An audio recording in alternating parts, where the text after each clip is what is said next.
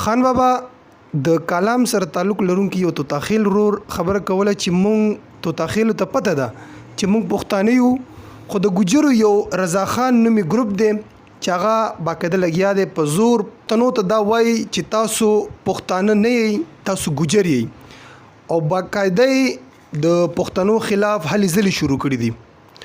نو تاسو د دې په هکله څه وایي؟ اعوذ باللہ من الشیطان الرجیم، بسم الله الرحمن الرحیم. دا ډیره د بدقسمتۍ خبره ده چې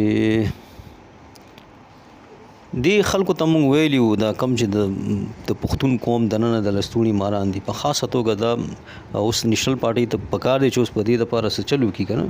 اوس ګورئ د توتاخیلو خپله شجره شته دی، ټکي په ټکي شجره موجود ده، د غلجۍ قبیلې چې دی نو هغه څانګه ده، ښه د هغې خپله شجره موجود ده چې په هغې پسې دی ځي او هغې ته وایي چې یاره تاسو چې دی نو پښتانه نه یئ، داسې هغسې هغسې.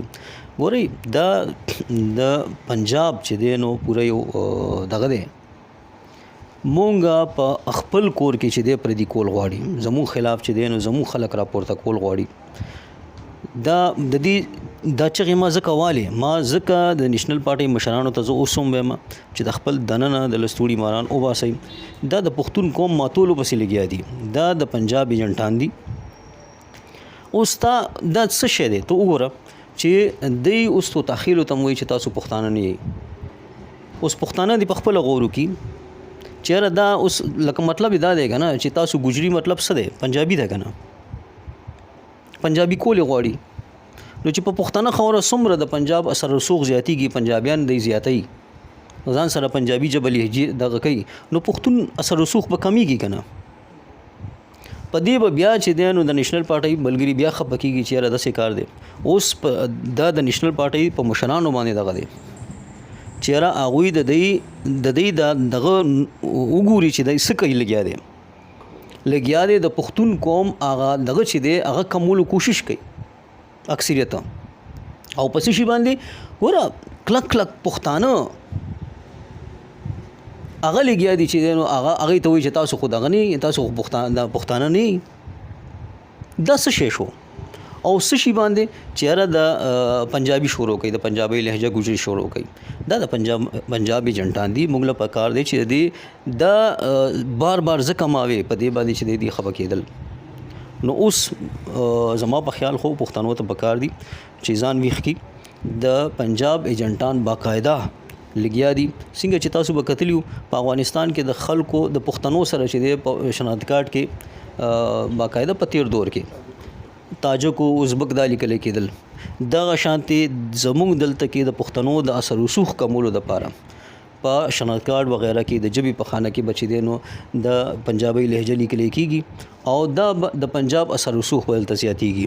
او په دې کې د بده مرغه د نیشنل پارټۍ باقاعده سرکرده د لستوڼي ماران شامل دي. دا زه نن په ښکاره وایم او نیشنل پارټۍ ته پکار دي چې په دې باندې کار وکړي، که نه نو خفګان به چې دی نو بیا هغه زموږ د پښتون قوم له لګیا یو. پښتانه ټول زموږ وروڼه دي که په هره پارټۍ کې دي، خو که چېرته داسې قسمه حرکات کېږي چې هغه د پښتون قوم اثر رسوخ، د پښتو ژبې اثر رسوخ په پښتانه خاوره د کمولو هغه سازش کې ملګرتیا کېږي، نو دا به په دې به بیا موږ نه خفګان نه کوي. او دا پښتانو له پکار دي څه ویښ شي. لکه اوس توتاخیل چې دی په ښکاره د هغې شجره موجود ده، او هغه چونکې ډېر خلک خو د خپلې شجرې نه دي خبر که نه، د غلجۍ قبیلې څانګه ده، خو په ښکاره باندې هر څه موجود دي، خو ډېر پښتانه عام خو نه دي خبر که نه. هغې ته بس وایي چېرې چې دی نو دا تاسو خو پښتانه نه. دا اصل کې د پنجابي ژبې د لهجې په ذریعې سره په ښارونو، په لارو، په ګودرو، په غرونو، په مدنیاتو پنجاب خپله اثر رسوخ د زیاتولو دپاره دا یو دغه پلان کړی دی.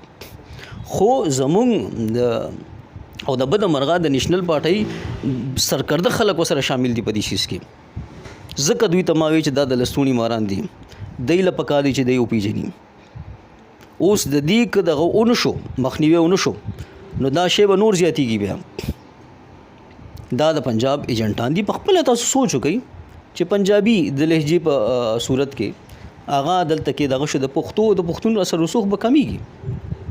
یو پښتون چې بیا ځان ته وایي چې زه پښتون نه یم دا څه شی شو؟